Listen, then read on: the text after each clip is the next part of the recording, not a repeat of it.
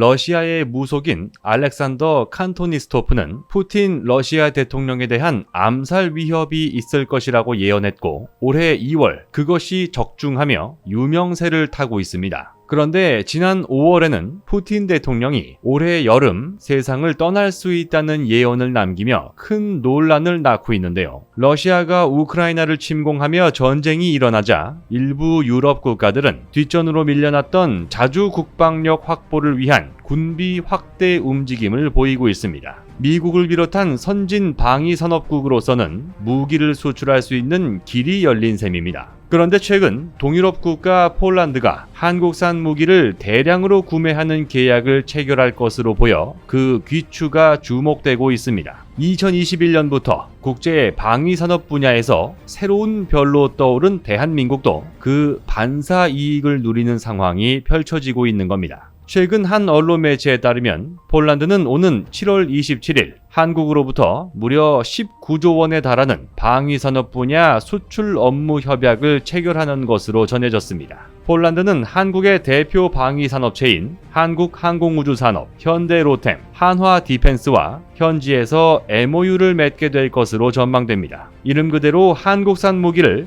풀세트로 도입하려는 의지를 엿볼 수 있는데요. 한국항공우주산업은 48대의 전투기를 공급할 예정이며 계약 규모는 약 3조 4천억 원으로 추산됩니다. 현대로템에서 제작하는 K2 흑표 전차는 오는 2024년까지 180대 약 3조 원가량의 계약에 더해 2030년까지 400여 대를 추가 공급하며 총 11조 원 이상이 수출될 것으로 점쳐지고 있습니다. 대한민국이 개발한 5세대 보병 전투 장갑차인 한화디펜스의 레드백 장갑차도 670여 대가량 수출되며 최대 5조 원대 규모로 계약이 체결될 것으로 보이는데요. 지난해 우리나라는 아랍에미리트와 4조 2천억 원 규모의 지대공 미사일 방어 시스템 천궁2 수출 계약을 체결하며 단일 계약 규모로 사상 최대치를 기록한 바 있습니다. 덕분에 2021년 대한민국 역사상 방산부문 최대 수출 기록을 경신하기도 했는데요. 우리나라는 1953년 휴전과 동시에 분단 국가가 되면서 자본주의와 공산주의, 자유민주주의와 사회주의 진영이 대립한 최전선에 내몰리는 가혹한 운명을 맞이했습니다.